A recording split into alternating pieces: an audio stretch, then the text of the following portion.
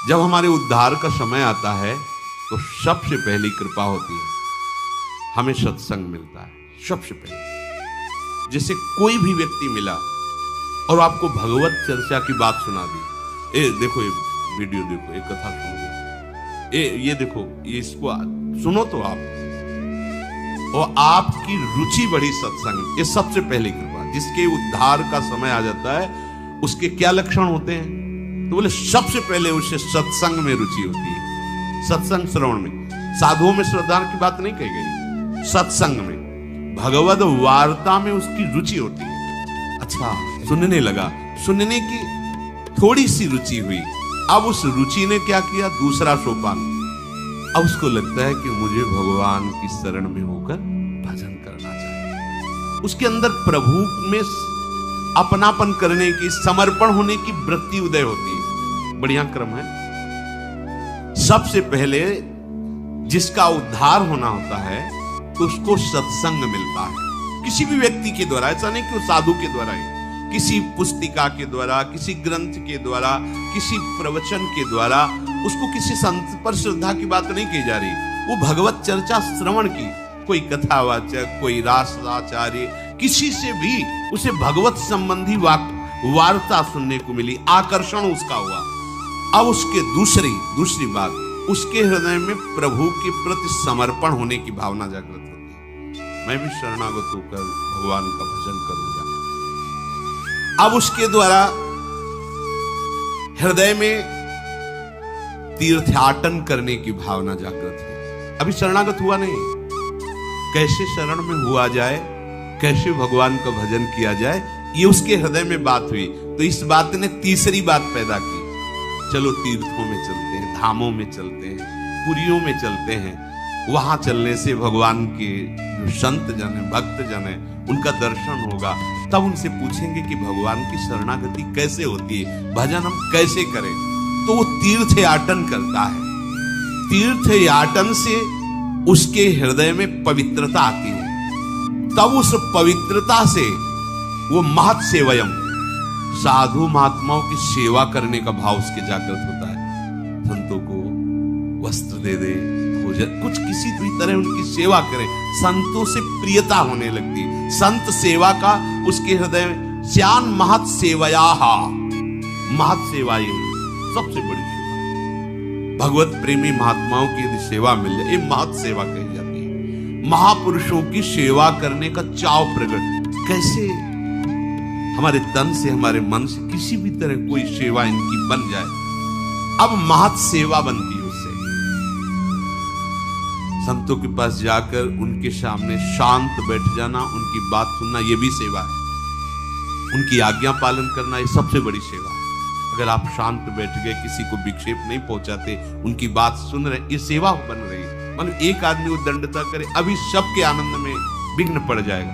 संतों के पास सबसे पहली सेवा है, आप शांत, गंभीर, हलचल रहे, उनके अनुकूल, फिर उनके वचनों को श्रद्धा पूर्वक श्रवण करके, मनन करके अपने जीवन में उतारने की बात आती। महत् सेवा बनी तो उसकी प्रभु की बातों में आसक्ति पैदा हुई। भगवत चर्चा, भक्त चर्चा, आसक्ति कैसी अब होने लगी? अब बिना सुने नहीं रह जाएगा, इसे आसक्ति कहते हैं। अब कैसे, क्या करूं जिससे मुझे रोज सत्संग मिले? ये अहोभाग्य है, अपने को जो रोज सत्संग कथन श्रवण करने को मिलता है, ये दुर्लभ बात है, दुर्लभ बात है। शुद्ध दारा धन लक्ष्मी पापियों के घर होए, संत समागम हरि कथा तुलसी दुर्लभ, ये दुर्लभ बात। महत् सेवा से उसके हृदय में भगवत चर्चा सुनने की आसक्ति पैदा हो गई। अब पहले आसक्ति नहीं होती, सुन करके वो भगवान की शरण में होने की बात आई। शरण कैसे हुआ जाता है, इसके लिए तीर्थ याटन किया, हृदय पवित्र हुआ, साधु समागम हुआ, संत सेवा, महत् सेवायाम, संतों की सेवा बनी उसके हृदय में। अब सत्संग के प्रति आसक्ति हो गई। अब कुछ भी हो, सत्संग के बिना हम नहीं जी सकते। अब समझ लो, आप बिल्कुल नजदीक पहुंच रहे हो। कथा में जो ही रुचि हुई तो अकल्याण करने वाले जितने विषय थे उन पे उसकी नजर गई।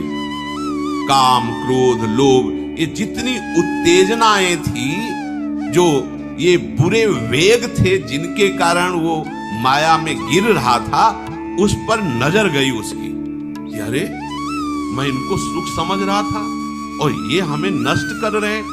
अब उनके वो हर सलाह को काटने की बात उसके मन में आई।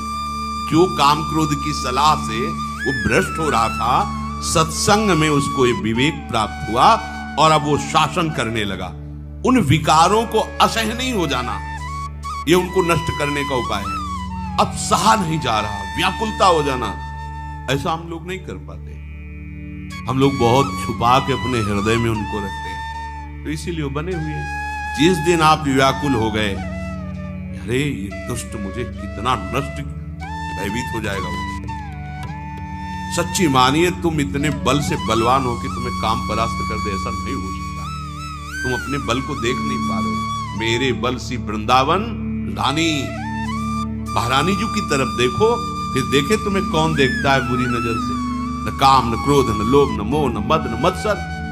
हम क्या करते हैं? महारानी जी की तरफ पीठ किए हुए और इनकी तरफ नजर किए और इनका स्वागत करते हैं। लगता है इनसे हमें सुख मिलता है, इसीलिए बने हुए हैं। सत्संग, सत सेवा अर्थात साधु सेवा से जो सत्संग में रुचि हुई, उसने क्या किया? अनर्थ निवृत्ति कर दी। एक एक छांट छांट कर अपने मन के सारे दोष, अच्छा ये है हटाओ इसको, अब ये है हटाओ इसको। जितने विकार थे वो सब सत्संग के प्रभाव। रोज जलोगे आप, सत्संग सुन रहे हो, रोज जो आपके अंदर गंदगी है, गंदे विचार हैं, गलती है, वो आपको यहां बैठे बैठे जलाएगी।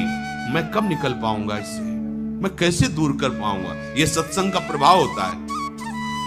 अब कुछ लोग ऐसे भी होते हैं कि वो बांस की तरह होते हैं। बांस में कितनी भी जल वर्षा हो, खूब गाय के गोबर की खाद लगा दो, कभी उसमें फल नहीं लगेगा, पक्का। चाहे गुरु मिले बिरंच सम, फूले फरे न बेत, बरसे सुधा जल सम। अमृत वर्षा करे तो भी बेत बांस में फूल फल नहीं लगेंगे। ऐसे मूर्ख हृदय न चेत, चाहे गुरु मिले बिरंच सम। कुछ ऐसे जड़ स्वभाव के होते, क्या वही सत्संग सुनना चाहे सुन लिया, आचरण में फर्क नहीं पड़ेगा। हमें दिखाई देता है 8-8, 10-10 वर्ष हो गए, वही बात, ज्यों की त्यों वही बात, कोई असर नहीं। बेत हैं ये, सुधरने वाले नहीं।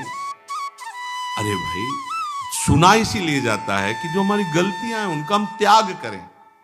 तो जो जिसका अब आखिरी जन्म है, ये जो क्रम आपको बता रहे हैं, पहले भगवद वार्ता सुनी, प्रभु के शरणागत होने का भाव आया, इसलिए तीर्थयाटन धाम यात्राएं शुरू की, संत समागम हुआ, संत सेवा बनी, हृदय में प्रभु के प्रति आसक्ति हुई उनकी चर्चा सुनने की। जो भक्त चाहते हैं कि हमारा भी उद्धार हो, महाराज जी के द्वारा बताए गई जो हमारी गलतियां हैं उनका त्याग करें।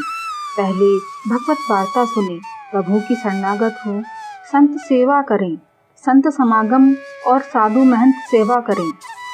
अतः जो भक्त चाहते हैं उनका भी उद्धार हो, उन पर भी भगवत कृपा हो, प्रभु की कृपा हो, वो निश्चित ही इन सभी बातों को अपने जीवन में अपनाकर भगवत कृपा प्राप्त कर सकता है।